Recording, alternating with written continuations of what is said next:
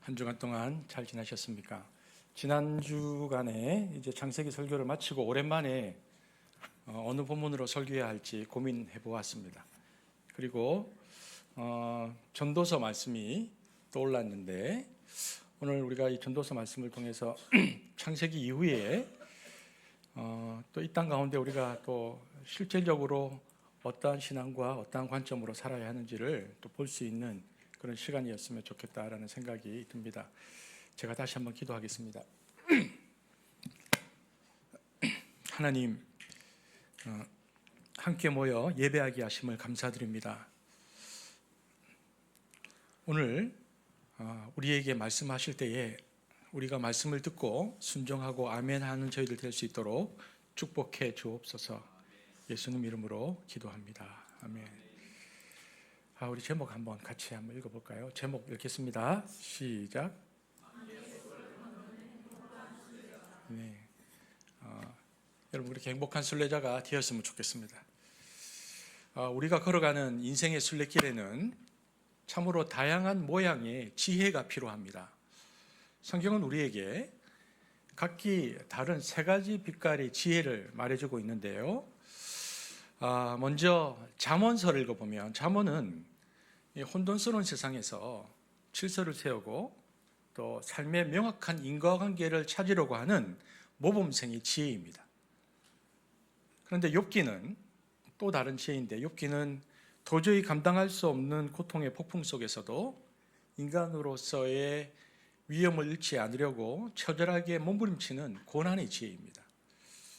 이것은 우리 삶의 깊은 품격과 연결이 됩니다. 그런데 여기 이들과 조금 결이 다른 낯선 지혜가 있는데 오늘 저와 여러분이 본 전도서입니다. 전도서는 잠언과 욥기와 좀 다른데 모범생의 지혜도 아니고 고난의 지혜도 아닙니다. 전도서는 잡으려 해도 도무지 잡히지 않는 안개와 같은 인생의 덧없음 속에서 과연 우리는 어떻게 삶을 꾸려야 하는지를 질문합니다. 이것은 덧없는 삶을 비관하거나 포기하라는 말이 아닙니다. 오히려 그 피할 수 없는 한계 앞에서 그리고 한계 안에서 하나님이 주신 하루를 소중히 여기고 삶을 진정으로 향유하는 법을 가르쳐주는 역설의 지혜입니다. 우리는 이 책을 오랫동안 다윗의 아들 솔로몬이 썼다라고 생각하고 왔습니다. 왜냐하면 전도서를 읽어보면 책의 서두에 다윗의 아들이라고 밝히고 있기 때문에 그렇습니다. 하지만 성서학자들의 연구에 의하면 이 책은 솔로몬 시대보다 훨씬 후대인 한 기원전 3세기에서 5세기경에 그러니까 포로기 이후에 혼란스러운 예루살렘을 배경으로 쓰인 것으로 보입니다. 그 이유는 책에 쓰인 히브리어 단어와 문법이 포로기 이후 즉 페르시아나 그리스의 영향을 받은 후대 양식이기 때문에 그렇습니다. 우리가 잘 아는 대로 기원전 586년에 남유다 왕국은 바벨론 제국에 의해서 무참히 짓밟혔습니다. 예루살렘 성전은 불탔고 수많은 사람들이 바벨론으로 끌려가서 70년 동안 그렇게 노예 생활을 하고 또 눈물로 보냈죠. 그러다가 기원전 538년에 바벨론을 정복한 페르시아 그러니까 바사 제국의 고레스 왕의 칙령으로 이스라엘 백성들은 70년 만에 꿈에 그리던 고향 예루살렘으로 돌아오게 됩니다.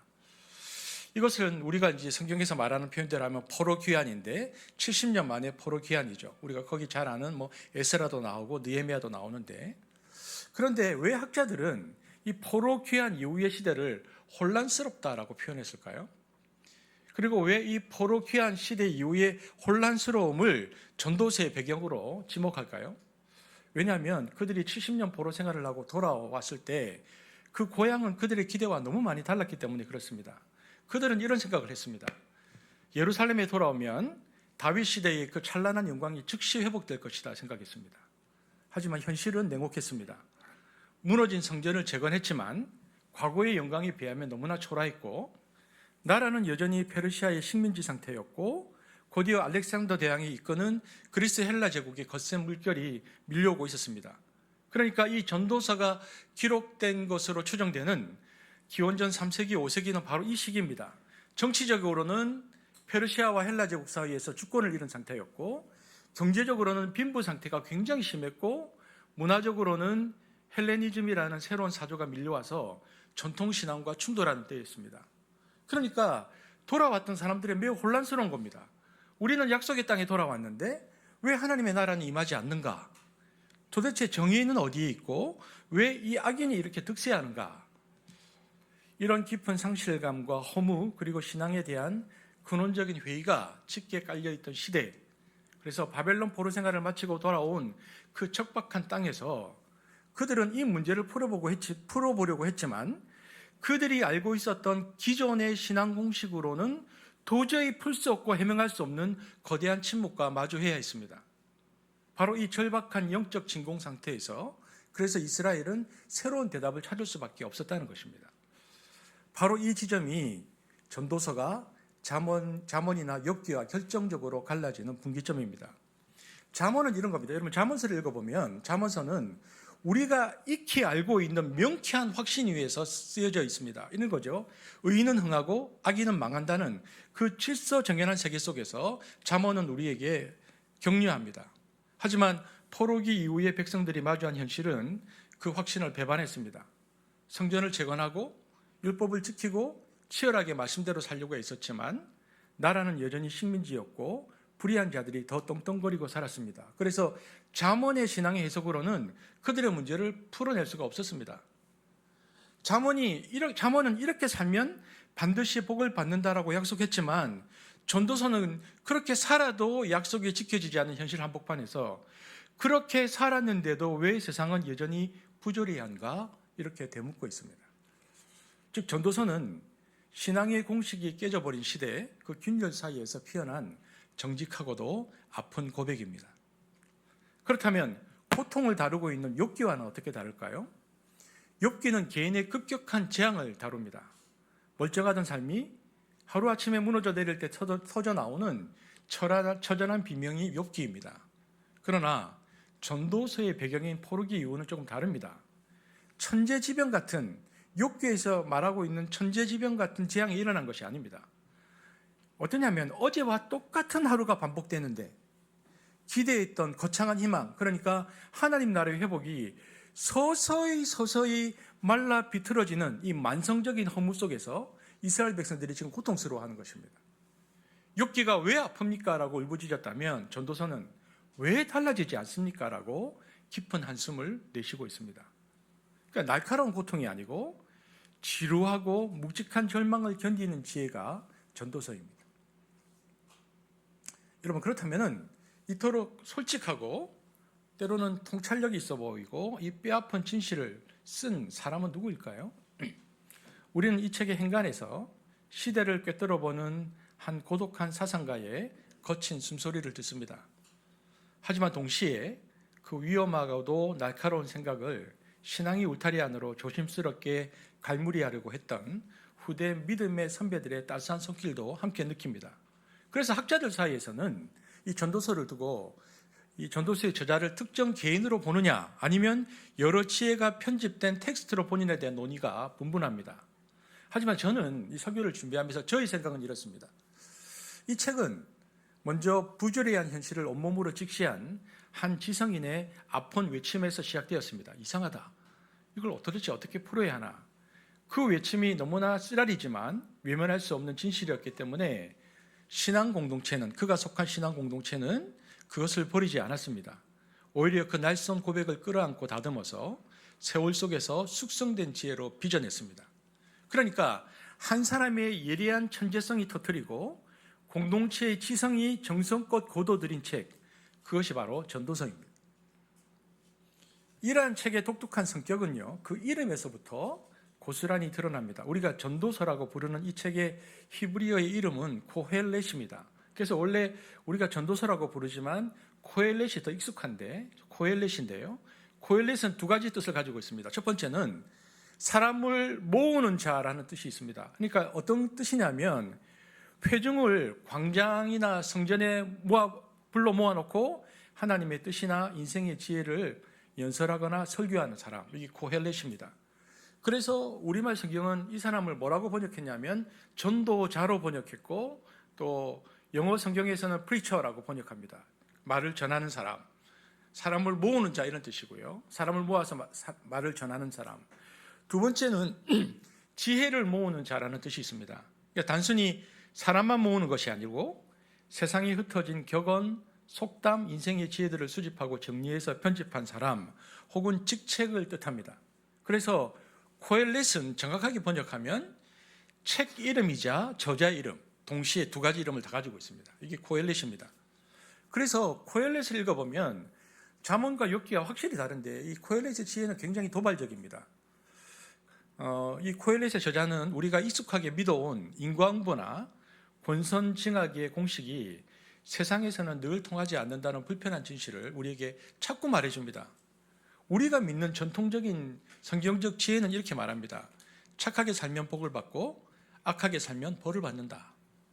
이것은 어떤 사상이 알려져 있냐면 인간의 올바른 도덕적 행동이 하나님의 뜻과 일치한다 이런 뜻입니다. 그러니까 내가 올바르게 행동하면 하나님도 이것을 좋아하신다. 하지만 코엘렛은 단호하게 말합니다. 전도서 5장 2절에 보면은 아니라는 겁니다. 한번 읽어보겠습니다. 시작. 너는 하나님 앞에서 함부로 입을 열지 말며 급한 마음으로 말을 내지 말라. 하나님은 하늘에 계시고 너는 땅에 있음이니라. 그런즉 마땅히 말을 적게 할 것이라. 오늘 찬양을 할 때 찬양의 가사에 하늘과 땅 위에 계신 하나님이 나왔는데 하나님은 하늘에 계시고 너는 땅에 있다. 이 말씀은 인간과 하나님 사이에 있는 건널 수 없는 질적 차이가 있다는 것입니다.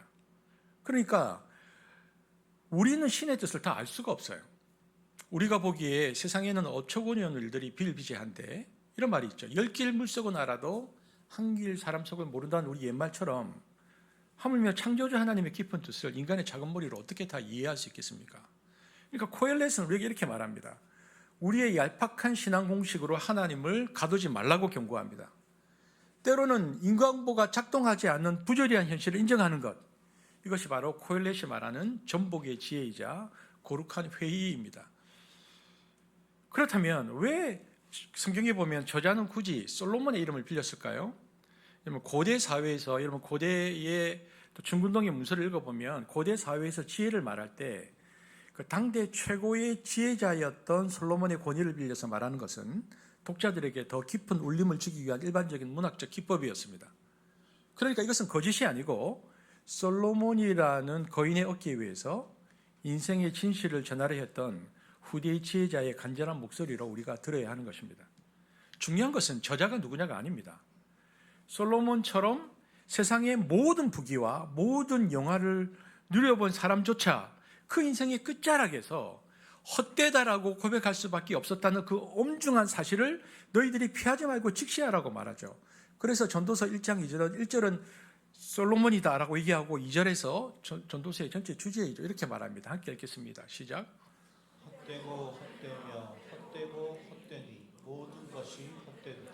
여러분 1장 2절을 보면은 어떤 철학자가 참으로 예리한 통찰을 가지고 1장 2절을 해석했는데 성경에서 인생의 비참함을 가장 극명하게 보여주는 인물은 욥이 아니라 오히려 솔로몬이다. 1장 2절을 가지고 이렇게 얘기했습니다. 언뜻 들으면 우리가 이해가 잘 안 됩니다. 욥은 감당할 수 없는 고통을 온몸으로 겪었기 때문에 누구나 즉각적으로 그의 비참함에 공감할 수 있습니다. 그런데 솔로몬은 반대의 삶을 살았잖아요. 그는 인간이 꿈꿀 수 있는 최상의 부귀와 영화, 모든 욕망의 정점을 누려본 사람입니다. 그런데 바로 그 정점에 섰던 솔로몬이 인생은 헛되고 헛되다라고 고백합니다. 이것은 우리에게 굉장히 충격적인 진실을 남겨주는데 삶의 비참함과 허무는 무엇인가 부족해서 생기는 것이 아니라 모든 것을 다 채워도 해결되지 않는 삶의 근원적인 조건이다 라는 것을 우리에게 말해줍니다. 이토록 역설적으로 인생의 실체를 뚜렷하게 증언하는 사람이 또 있을까요? 솔로몬은 모든 것을 누려본 다음 우리에게 헛되다라고 이야기합니다. 대부분 사람들은 이런 생각을 하죠. 이루지 못한 꿈이나 채우지 못한 욕망 때문에 괴로워합니다. 그래서 내가 그것만 가지면 그것만 이루어지면 행복할 텐데 라고 생각합니다. 모두가 그렇습니다. 하지만 솔로몬은 그 모든 꿈과 욕망을 다 이루었습니다. 그런데도 그의 결론은 그 모든 것이 무의미하고 허무할 뿐이다 이렇게 얘기합니다. 그러니까 여러분 전도서가 허무, 헤벨이라고 말하는데 허물을 핵심 주제로 삼는 이유가 바로 여기에 있습니다. 그렇다면 우리는 이 솔로몬의 고백 앞에서 무엇을 생각해야 합니까? 진정한 지혜는, 인생을 살아가는 진정한 지혜는 허물을 회피하는 것이 아니고 삶의 본질인 그 허물을 정직하게 대면하는 데서 시작된다는 사실입니다. 실제로 인류 역사의 모든 깊은 지혜자들은 하나같이 이 허무의 심연을 직시하는 것에서부터 그들의 깨달음을 시작했습니다. 우리가 흔히 말하는 부처, 불교의 고타마 시타르타를 우리가 생각해 보면 그는 왕자로 태어나서 남부러울 것 없이 생활했지만 생로병사라는 인간의 실존 앞에서 깊은 허물을 느꼈습니다. 그래서 그는 스스로에게 묻죠. 이 허무함이 끝인가? 죽음 너머에 변하지 않은 영원한 가치는 없는가? 이 치열하고 진지한 질문이 그를 고행의 길로 이끌었고 마침내 우리가 말하는 니르반, 열반이라는 깨달음에 이르게 했습니다. 여러분, 열반이라는 게 뭐냐면 열반은 삶의 허무와 고통을 회피하는 것이 아니고 나를 괴롭히는 욕망의 불꽃을 끄고 도달한 가장 평온하고 행복한 지복의 상태. 그래서 그 상태에 이르는 사람을 붓다, 우리가 부르죠. 깨어난 자다라고 말합니다. 여러분, 동양 철학도 비슷한데 동양의 지혜 노자와 장자 사상도 좀 비슷합니다. 그들의 철학적 토대를 보면 그들의 철학적 토대 역시 삶의 본질이 비어 있습니다. 허무라는 통찰에서 출발합니다. 그들은 이 허물을 부정하거나 싸워야 할 대상으로 보지 않습니다. 동양 철학에서는 오히려 그 비어 있음이야말로 자연의 본질이라고 받아들였습니다. 그래서 억지로 무엇을 하려 하지 않고 순리를 따르는 무의자연의 삶을 최고의 지혜로 여겼습니다. 현대 철학자 중에서는 니체가 이 삶의 본질이 허무하다는 것을 받아들인 사람입니다. 그래서 염세주의자가 되고 허무주의자가 되죠. 그리고 전후에 유명했던 사르트르 같은 사람은 존재와 무라는 책을 쓴 이 사람도 허무주의자입니다. 여러분, 한국에서는 대표적인 허무주의자가 청년기, 장년기 시절의 이어령 선생님입니다. 그분이 대표적인 허무주의자인데 이분의 여러분 1963년에 그분이 쓴 흙 속에 저 바람 속에라는 책을 읽어보면요, 이분이 얼마나 니체와 사르트르를 설파를 많이 했는지 이어령 선생님은 이 책에서 한국인의 정서 밑바닥이 흐르는 한과 허물을 끄집어냈습니다.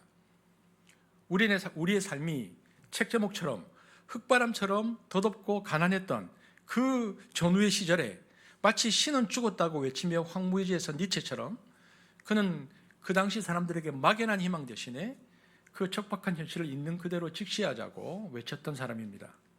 그러니까 이분은 삶의 본질이 허무하니까 그것을 피하지 말고 직시해야 되고 그것을 받아들여야 한다고 계속 설파합니다. 그리고 그분의 날카로운 지성은 언제나 삶의 허물을 꿰뚫어 보고 있었고 그 텅 빈 바닥 위에서 인간의 문화를 쌓아 올리려고 치열하게 애썼던 분이 이어령 선생님입니다. 여러분, 그런데 이어령 선생님을 보면 그분의 인생 가운데 놀라운 반전이 일어납니다. 평생을 지성의 칼날로 세상을 해부하던 이 허무주의자가 인생의 황혼역에 이르러서 예수 그리스도 앞에 무릎을 꿇게 된 것입니다. 도대체 무엇이 그 견고한 지성의 성을 허물고 영성의 세계로 그를 이끌었을까? 결정적인 계기는 그의 딸 고 이민아 목사님의 삶이었습니다. 그 이민아 목사님이 저하고 나이가 좀 비슷한데 그 이민아 씨의 삶은 인간이 감당하기 힘든 고난의 연속입니다. 인터넷에 보면 이민아 씨의 그 간증이 나오는데요, 그분을 보면 그분은 이혼했고 암투병을 했고요, 아이가 장애를 얻었고 그가 실명의 위기가 왔고요, 그리고 26 꽃다운 아들을 먼저 하늘나라로 떠나버리는 고통까지 이민아 목사님이 겪어야 했죠. 욕기와 같은 그 고난의 소용소리 속에서. 그런데 아버지인 이어령 선생이 이렇게 보니까 딸이 무너지지 않는 겁니다. 고통이 깊어질수록 그녀의 영혼은 더욱 투명해졌고 그녀는 고요한 평화를 살아내고 있었습니다.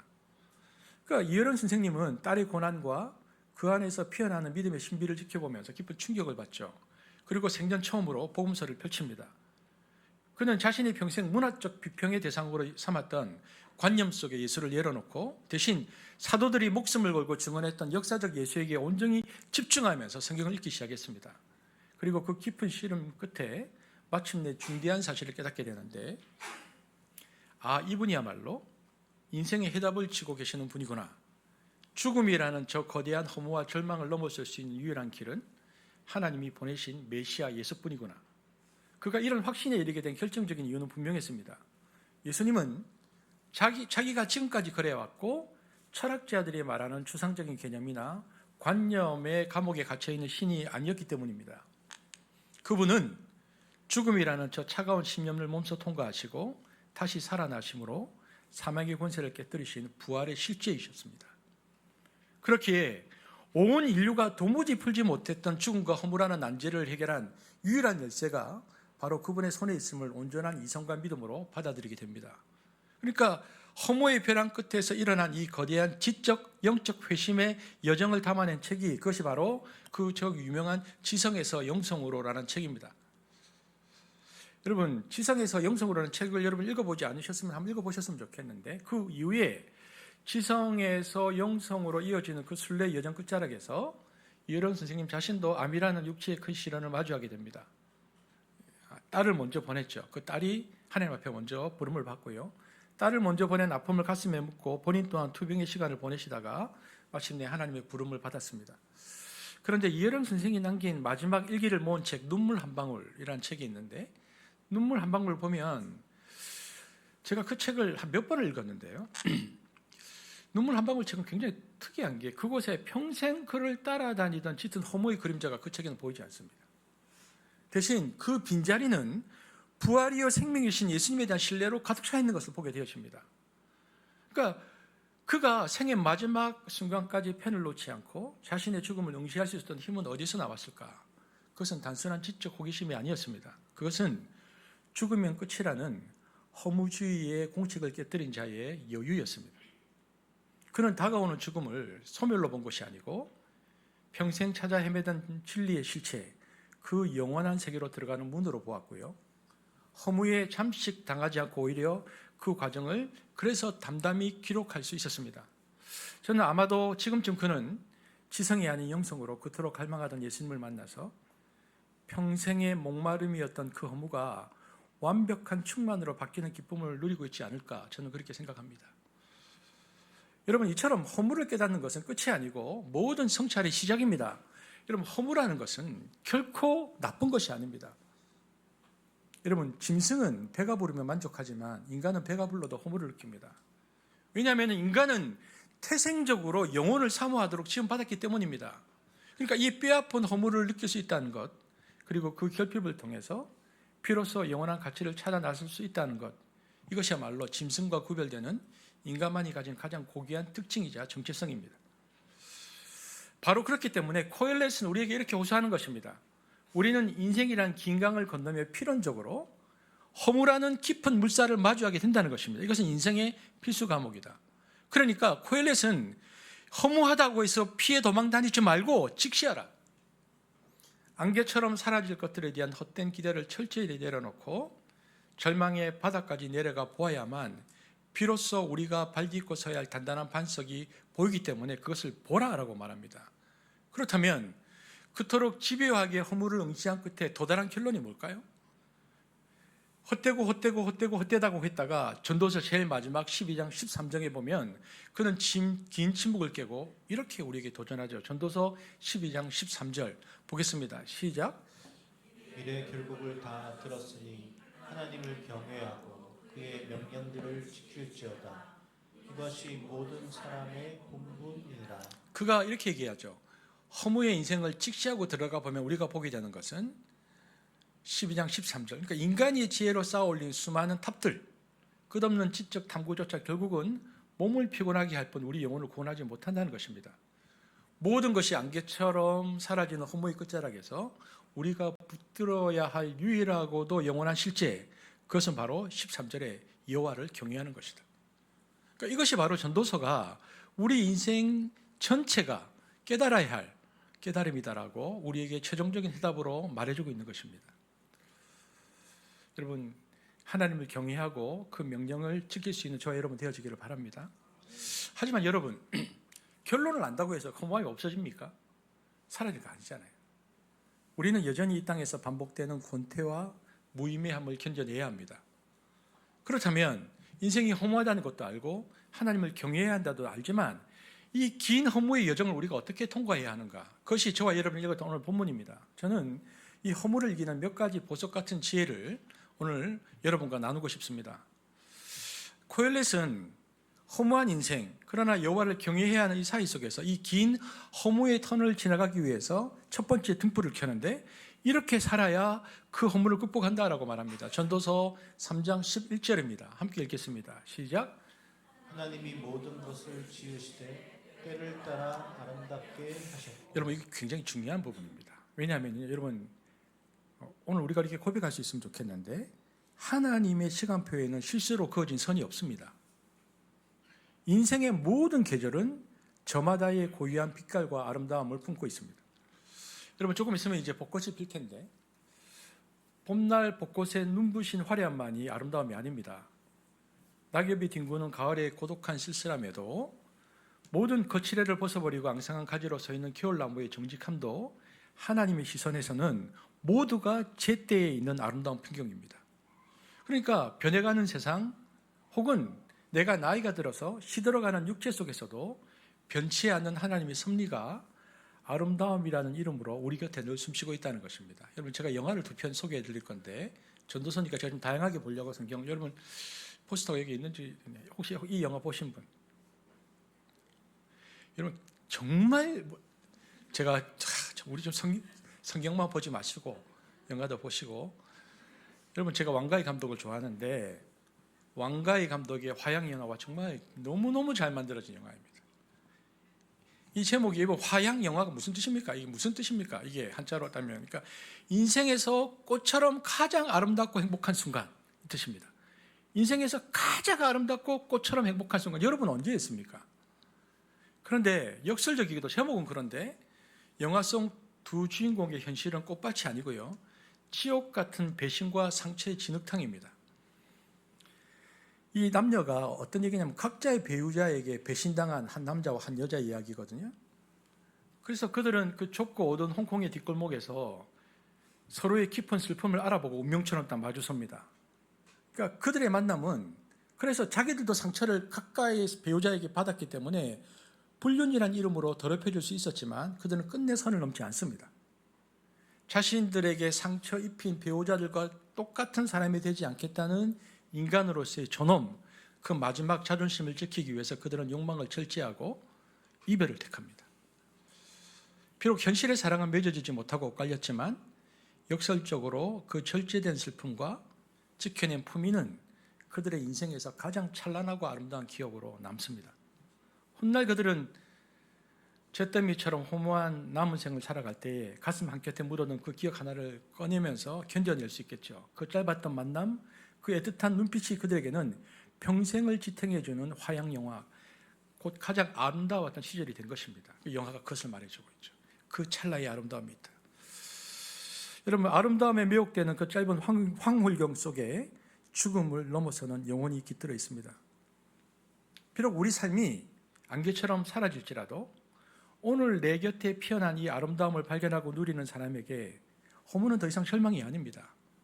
그 아름다움이 우리를 살게 하는 힘이고 하나님이 허락하신 선물이기 때문에 그렇습니다. 제가 또 하나의 영화를 소개할 텐데 이 영화도 제가 좋아하는 영화입니다.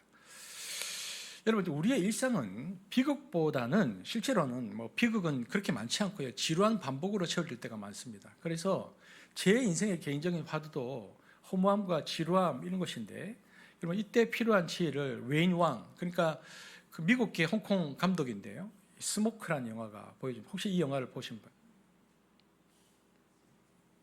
제가 너무 경건한 성도들과 이렇게 신앙생활을 하고 있어서 한번 보십시오. 이 영화 굉장히 잘 만들어진 영화입니다. 이 영화에는 제목이 블루크린이라는 도시인데, 블루크린의 작은 담배 가게를 배경으로 웃고 있는데 상처 입은 영혼들이 서로의 연기 같은 삶을 나누는 이야기가 담겨져 있습니다. 주인공이 폴 벤자민이라는 작가인데 하지만 글을 쓰지 못합니다. 영화에 보면. 왜냐하면 임신 중이던 사랑하는 아내가 은행 강도의 총에 맞아서 어이없이 죽거든요. 세상을 떠난 후에 절필하죠. 그의 시간은 비극적인 겨울에 그냥 멈춰져 있습니다. 상실의 고통 속에 갇혀서 하루하루를 건조하게 견뎌내던 어느 날, 그는 아까 담배 가게의 주인 오기 렌인데, 이름이 오기 렌의 가게에 들어갑니다. 근데 그곳에서 폴은 그 오기 렌이 지난 10수년간 매일 아침 찍어온 사진첩을 보게 됩니다. 오기는 폴에게 검은 앨범 한 권을 툭 던지는데 폴이 무심코 이 앨범을 이렇게 넘기다가 고개를 갸웃거립니다. 왜냐하면 사진첩에 담긴 수천 장의 사진이 모두 똑같은 풍경이었기 때문에 그렇습니다. 오전 8시 브루클린의 똑같은 길모퉁이, 그러니까 이 폴의 눈에는 그저 똑같은 장소를 기계적으로 찍어낸 의미 없는 반복처럼 보였습니다. 그래서 묻습니다. 오기렌에게 도대체 왜 이 똑같은 사진을 똑같은 시간에 왜 찍은 거야? 그러자 오기가 이렇게 말합니다. 여기는 내 가게 앞일세.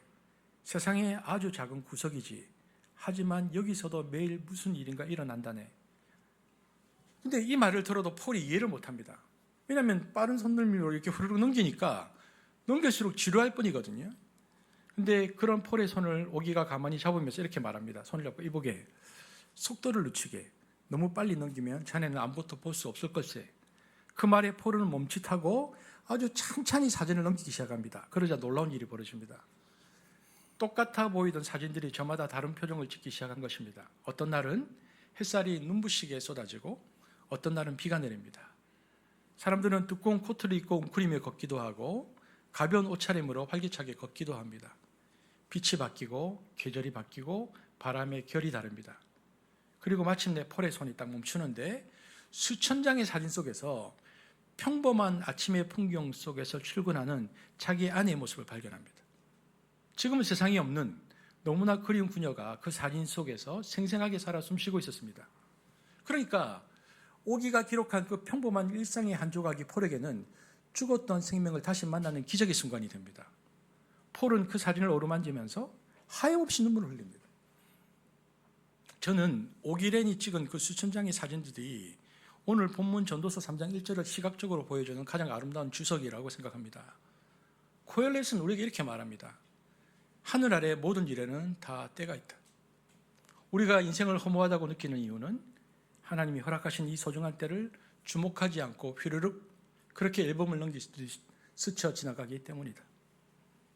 마치 폴 벤자민이 사진첩을 휘리륵 넘길 때 모든 것이 흐릿한 잔상으로만 보였던 것처럼 그렇게 흘려보내는 시간은 우리 인생 가운데 지루한 반복이고 잡을 수 없는 안개, 해별입니다. 하지만 오기렌의 말처럼 속도를 늦추면 비로소 보입니다.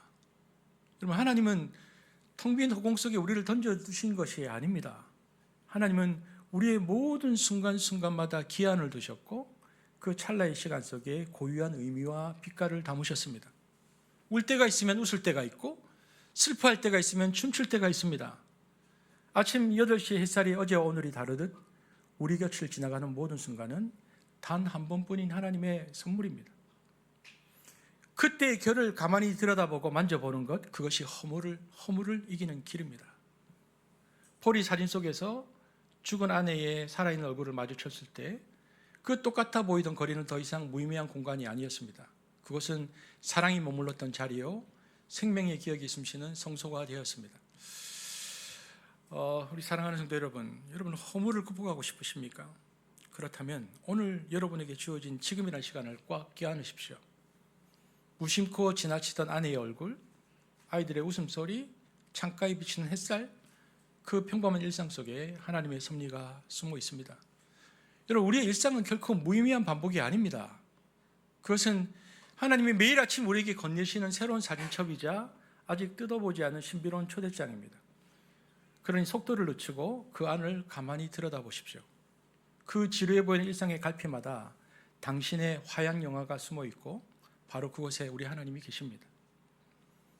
척박한 아스팔트 틈바구니에서 기적처럼 피어난 이름 모르는 들꽃 한 송이의 강인함, 지친 태극길 라디오에서 흘러나와서 내 영혼을 어루만지는 음악 한 소절의 위로, 그리고 평생 가족을 위해 헌신한 어머니의 주름진 얼굴에서 문득 발견되는 그 숭고한 빛, 이 모든 것은 그냥 스쳐가는 우연이 아니라는 것입니다.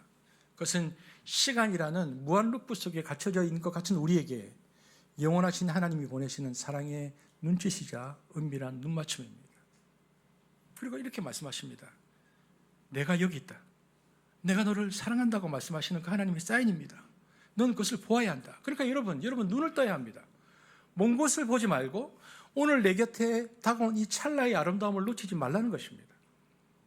비례해 보이는 일상을 하나님을 만나는 지성소로 바꾸는 이 거룩한 눈뜸이야말로 허무한 세상을 살아가는 저와 여러분에게 주시는 가장 위대한 능력이자 축복입니다.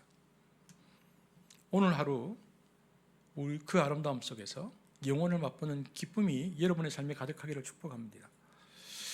코엘렛이 우리에게 던지는 이 허물을 극복하는 두 번째 방법은 오늘 본문에 나오는데, 첫 번째 지혜가 제가 조금 전에 말씀드렸던 것은 시간의 결을 만지는 것이라면은, 그리고 시간의 결 속에 그 안에 담겨진 아름다움을 발견하는 것이라면은, 두 번째 지혜는 이제는 공간입니다. 우리 곁에 있는 사람의 손을 붙잡으라는 것입니다. 인생의 허무가 우리에게 거센 파도처럼 밀려올 때 인간은 본능적으로 자기만의 동굴을 찾습니다. 상처받기 싫어서, 귀찮아서, 혹은 내 슬픔을 들키기 싫어서 마음의 문을 걸어 잠그고 고립을 자처합니다. 하지만 전도자는 전도서 읽어보면 우리에게 이렇게 말합니다. 그것은 헛된 일이다. 동굴은 피난처가 아니라 허무가 가장 좋아하는 사냥터입니다. 그래서 코엘렛은 오늘 저와 여러분이 읽었던 4장 9절부터 12절을 통해서 혼자보다 둘이 나은 이유, 아니 함께 살아야만 하는 이유를 아주 구체적이고 현실적으로 제시합니다. 전도서 4장 1절 한번 읽어볼까요? 4장 10절인데 시작. 혹시 그들이 넘어지면 하나가 그 동물을 붙들어 일으키려니와 홀로 있어 넘어지고 붙들어 일으킬 자가 없는 자에게는 화가 있으리라. 여러분 여기 보니까 본문에 함께 살아야 하는 이유는 서로를 일으켜 세워주기 때문입니다. 여러분 지금 밖에 나갈 때 조심해야 되는 게 차도 마찬가지로 인생이 빙판길과 같거든요. 누구나 넘어질 수 있습니다. 그래서 코엘렛이 단식하는 거죠. 혹시 그들이 넘어지면 하나가 그 동물을 붙들어 일으키지만 홀로 있어 넘어지고 붙들을 사람이 없으면 이보다 슬픈 인생이 어디 있냐고 말하는 것입니다. 그러니까 우리가 절망에 빠져서 스스로 일어날 힘조차 없을 때 내 팔을 잡아 당겨줄 누군가가 있다는 것, 그것이 허무의 늪에서 빠져나올 수 있는 유일한 동아줄입니다. 그러면서 4장 11절에 이렇게 얘기하죠. 함께 읽어볼까요? 4장 11절 시작.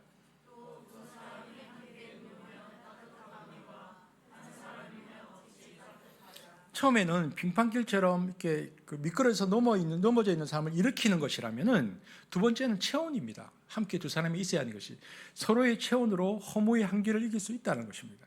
여기서 따뜻함, 두 사람이 함께 놓으면 따뜻하겠다는 따뜻함은 단순히 육체적인 온기만을 뜻하는 것이 아닙니다. 삶의 무의미함만이 주는 그 시린 냉기를 녹이는 공감과 위로입니다. 그래서 그 허물을 녹일 수 있다는 것입니다.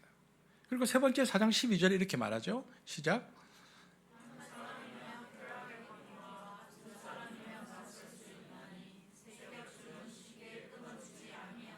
함께 할 때 외부의 공격을 막아낼 수 있다는 것입니다. 이 유명한 세겹줄 비유는 단순한 협동을 넘어서 연합의 신비를 우리에게 보여줍니다. 혼자서는 끊어질 수밖에 없는 나약한 인생들이 서로 얽히고 설켜 단단한 매듭이 될 때 우리는 비로소 삶을 위협하는 적들의 맞설 용기가 있다는 것이죠. 여러분, 이러한 함께함, 우리가 금방 읽었는데 허물을 극복하는 함께함의 가치는 현대 경제학에서 그대로 증명됩니다. 영국 런던대의 나타부드 포다이 교수가 흥미로운 연구를 했는데, 이 포다이 교수가 어떤 사람이냐면, 찾아보면 영국인 1만 명을 대상으로 10년 동안 추적 조사한 데이터 분석했는데요. 그 데이터 분석을 보면 이렇게 되어 있습니다. 그는 우리가 진실한 친구나 이웃과 긴밀한 관계를 맺고 살 때 느끼는 행복감을 돈으로 환산했습니다. 돈으로 환산하니까 얼마가 나왔냐면은 연간 약 8만 5천 파운드, 그러니까 우리 돈으로 환산하면은 약 1억 5천만 원에 달한다는 연구 결과를 내놓았습니다. 생각해 보십시오. 매년 1억 5천만 원을 공짜로 받는 것과 같은 기쁨이 좋은 사람들과 밥 한 끼 나누고 수다를 떠는 그 평범한 관계 속에 있다는 겁니다. 그래서 서양 속담에 이런 말이 있거든요. 박사학위 증서보다 친구들의 이름이 적힌 주소록이 더 가치 있다. 여러분, 위기의 순간 우리를 구원하는 것은 내 지위나 통장의 잔고가 아니고 한밤중에도 전화를 받아줄 수 있는 그 사람입니다. 그 사람이 나에게 있느냐 없느냐의 문제입니다. 그러므로 여러분의 삶이 허무할수록 고립되어서는 안 됩니다. 나를 지키겠다고 파놓은 고독의 동굴에서 걸어 나오십시오. 그리고 내 곁을 지켜줄 관계의 보초를 세우십시오. 물론 이런 거죠. 우리가 너무나 잘 아는 대로 사람과 함께 한다는 게 쉬운 일이 아닙니다. 관계는 때로 우리를 가장 힘들게 하는 가시입니다. 그래서 요즘 시대 유행 중 하나가 바로 손절입니다. 조금만 코드가 안 맞거나 불편하면 가차없이 관계를 끊어내는 것이 쿨하고 지혜로운 태도처럼 여깁니다. 하지만 성경적 지혜는 조금 다릅니다. 우리에게는 공존의 능력이 필요하다 말합니다. 여러분, 우리가 지금 성경을 큐티하고 있는데 예수님 그 알곡과 가라지 비유를 보면 제가 참 좋아하는 비유인데요. 주인은 종들이 와서 가라지를 뽑자고 말하니까 뭐라고 했냐면 가만두라. 가라지를 뽑다가 곡식까지 뽑을까 염려하나 이렇게 얘기했거든요. 이 말씀은 인간관계에 적용해 보면 이런 겁니다. 내 인생에서 정말 저 사람 좀 없었으면 좋겠어. 또 저러네. 그리고 까다롭고 불편한 사람, 마치 가라지같이 억지를 부리는 사람이 있는데 내가 그걸 뽑아내려고 하면 어떻게 될까요? 그 과정에서 내 마음이 황폐해지고 관계에 대한 냉소와 불신이 자라나서 결국 나를 지탱해 주던 소중한 삶의 기반인 사랑의 능력마저도 다 사라져버려서 인간에 대해서 냉소적일 수 있다는 겁니다.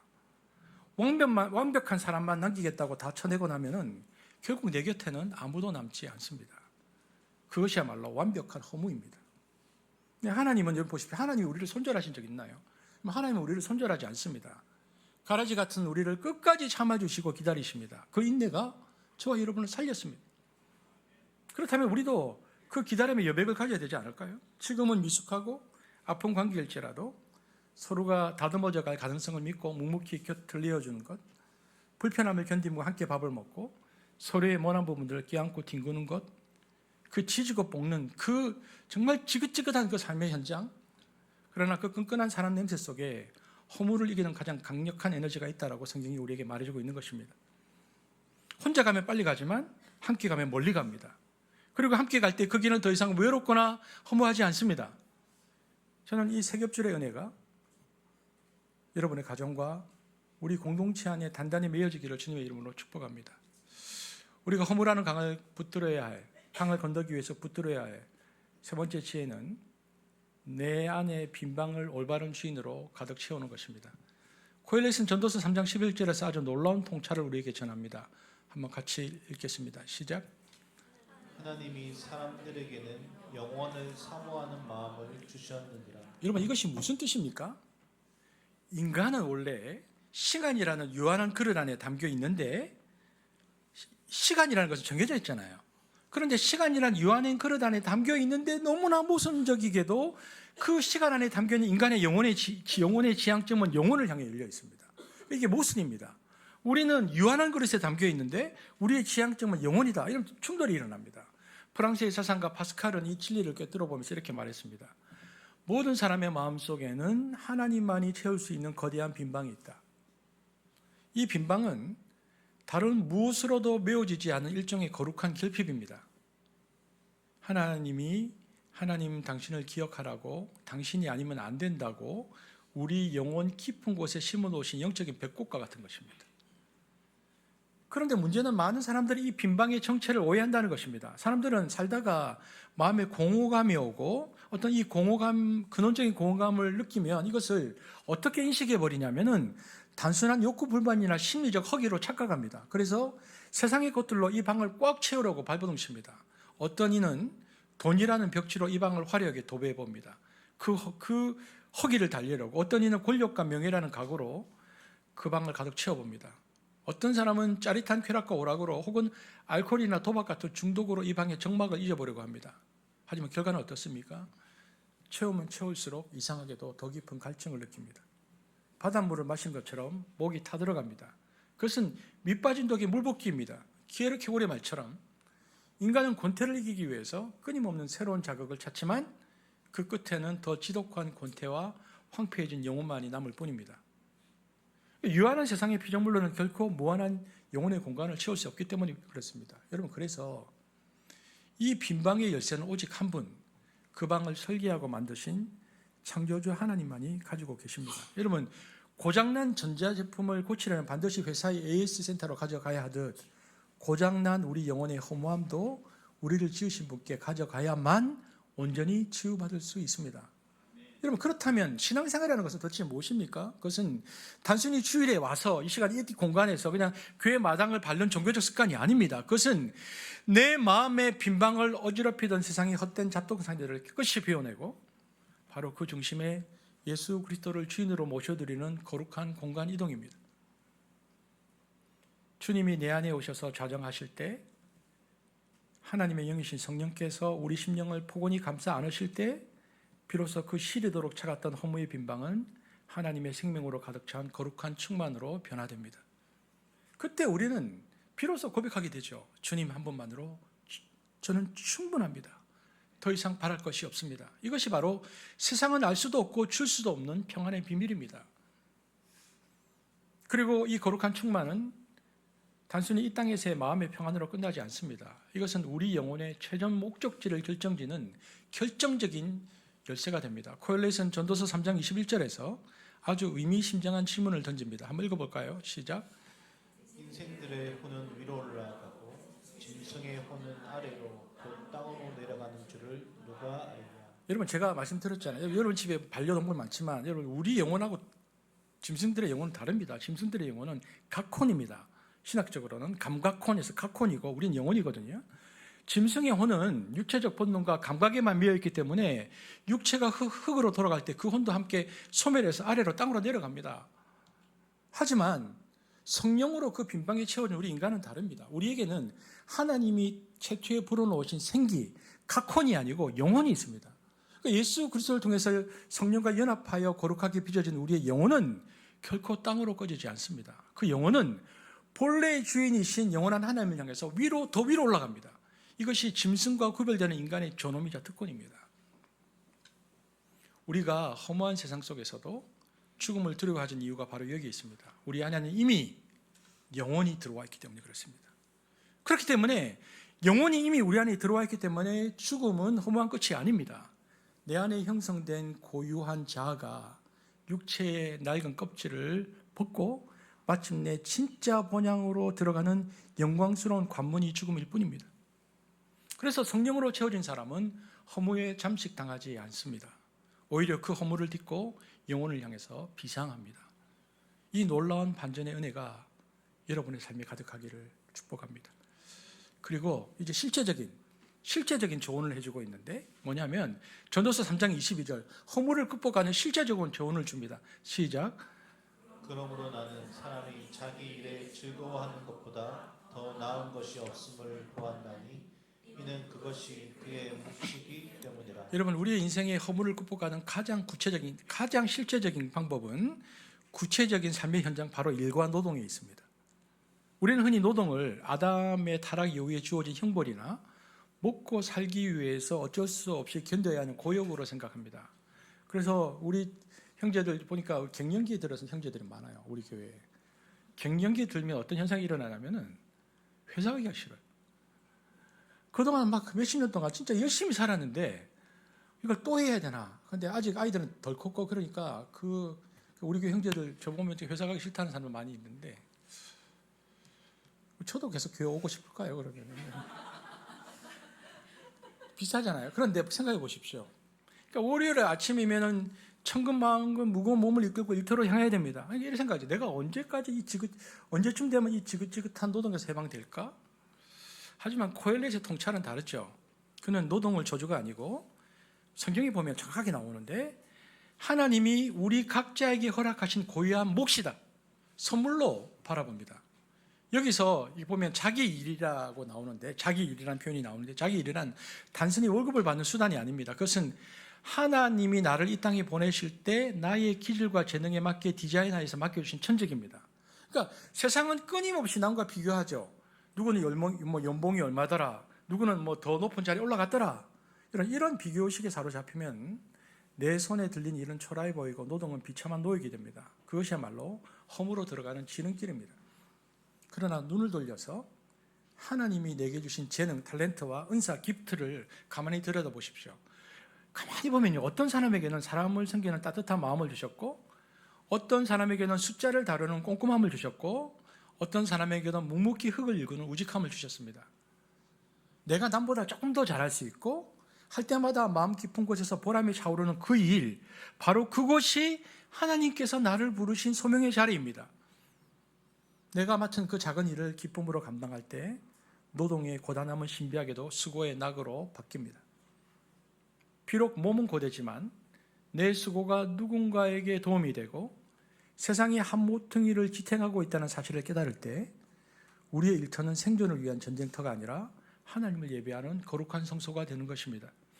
여러분 기억하십시오. 억지로 하는 노동은 형벌이지만 소명으로 하는 일은 축제입니다. 거창한 성공이나 명예가 아니어도 좋습니다. 오늘 하루 내 정직한 땀방울로 누군가의 필요를 채우고 선을 행했다면 그것으로 충분한 것입니다. 그리고 퇴근길 하루의 수고를 마친 뒤 사랑하는 가족과 마주 앉아서 따뜻한 밥 한 끼를 먹고 마실 때 느껴지는 그 소박한 즐거움, 코엘렛은 바로 그것이 하나님의 선물이다. 이렇게 우리에게 말해줍니다. 가장 평범해 보이는 그 순간, 내 손으로 수고하여 얻은 열매를 맛보는 그 정직한 기쁨 속에 허물을 이기는 강력한 힘이 있습니다. 여러분, 하나님은 그래서 멀리 계시지 않습니다. 여러분이 흘리는 그 땀방울 속에, 그리고 수고한 뒤에 마시는 그 시원한 물 한 잔 속에 함께 하십니다. 그래서 부디 나무의 떡을 보면서 허무해하지 마십시오. 하나님이 당신에게만, 여러분에게만 주신 당신의 목, 그 귀한 소명의 자리를 사랑하십시오. 자기 일을 즐거워하는 자, 그는 이미 하나님 나라를 살고 있는 사람입니다. 오늘 우리는 코엘렛의 안내를 따라서 허무라는 인생의 깊은 숲을 지금 이렇게 통과하고 있습니다. 그는 우리에게 이렇게 말하죠. 코엘렛은 인생은 잡을 수 없는 안개와 같다. 하지만 낙심하지 마십시오. 하나님은 그 안개 속에서도 길을 잃지 않도록 우리 손에 지혜의 등불을 쥐어주셨습니다. 오늘 우리가 그걸 살펴보았는데 첫 번째 뭡니까? 시간의 결을 어루만지라는 것입니다. 속도를 늦추고 하나님의 때를 따라 지으신 찰나의 아름다움을 발견하는 것입니다. 잿빛 같은 고통 속에서도, 지루한 일상의 반복 속에서도 하나님이 숨겨두신 여러분만의 화양연화는 반드시 피어납니다. 그 아름다움이 허물을 이기게 합니다. 두 번째는 사람의 손을 잡으십시오. 혼자만의 동굴에 숨지 마십시오. 넘어진 나를 일으켜줄 친구, 나의 차가운 등을 데워줄 이웃과 함께 연대하십시오. 그래서 터모임이 중요한 겁니다. 하나님이 묶어주신 세 겹줄의 사랑 안에서 우리는 비로소 외로움의 한계를 이겨낼 수 있습니다. 세 번째는 마음의 빈방을 성령으로 채우십시오. 세상의 돈과 쾌락은 밑빠진 독과 같습니다. 오직 창조주 하나님만이 우리 영혼의 갈급함을 채울 수 있습니다. 내 안의 공허를 예수 그리스도로 채우는 그 거룩한 충만을 경험할 때 우리는 죽음을 넘어서 영혼을 바라보는 존재로 비상하게 됩니다. 네 번째는 내게 주신 나의 몫을 사랑하십시오. 남과 비교하지 말고 하나님이 내게 맡기신 소명의 자리를 지키십시오. 거창한 성공이 아니어도 됩니다. 오늘 흘린 정직한 땀방울과 수고한 뒤 누리는 소박한 식탁의 즐거움, 그 일상의 기쁨이야말로 하나님이 주신 최고의 선물입니다. 그러나 우리가 이 모든 지혜를 가지고도 겸손해야 합니다. 왜냐하면 전도서 3장 11절은 이렇게 말하고 있기 때문입니다. 읽어보겠습니다. 시작. 하나님이 하시는 일의 시종을 사람으로 측량할 수 없게 하셨도다. 여러분, 우리가 이 지혜를 가졌지만 겸손해야 하는 것은, 여러분, 우리의 이 행복이 언제까지 이어질지, 혹은 지금의 불행이 언제 끝날지 우리는 알 수 없습니다. 내일이는커녕 한 치 앞도 모르는 게 우리의 인생입니다. 하지만 바로 그 모름 때문에 우리는 하나님을 더욱 의지할 수밖에 없습니다. 그러므로 두려워하지 마십시오. 허무의 바다 위에서 흔들리지 않는 여호와를 경외함이라는 믿음의 닻을 깊게 내리십시오. 그리고 오늘 하루 내 곁에 피어난 아름다움을 만끽하고 내 영혼을 성령으로 가득 채우고 내 손에 맡겨진 작은 일을 뜨겁게 사랑하십시오. 비록 우리 인생의 한 치 앞도 보이지 않는 안개 같을지라도 그 안개 속에서 우리는 영원하신 하나님의 손을 잡고 걷는 행복한 순례자가 될 수 있습니다. 저는 이 전도서의 이 지혜와 은혜가 저와 여러분의 삶 속에 우리 한스 공동체에 영원토록 함께하기를 주의 이름으로 축복합니다. 기도하겠습니다. 사랑의 하나님, 오늘 전도자는 우리에게 인생의 허물을 극복하는 그 허물 속에서 우리가 어떻게 하면 안개 속을 걷는 행복한 순례자가 될 수 있는가를 말해 주었습니다. 하나님, 오늘 우리에게 이 지혜가 필요합니다. 하나님, 우리에게 주신 이 하나하나의 지혜들을 붙들고 허물을 극복하며 우리가 비록 유한한 시간과 공간 속에 살아가지만 끝까지 영혼을 지향하는, 그리고 하나님 나라를 살아가는 하나님의 사람들이 될 수 있도록, 한습이 될 수 있도록 축복하여 주옵소서. 감사를 드리며 예수님 이름으로 기도합니다. 아멘.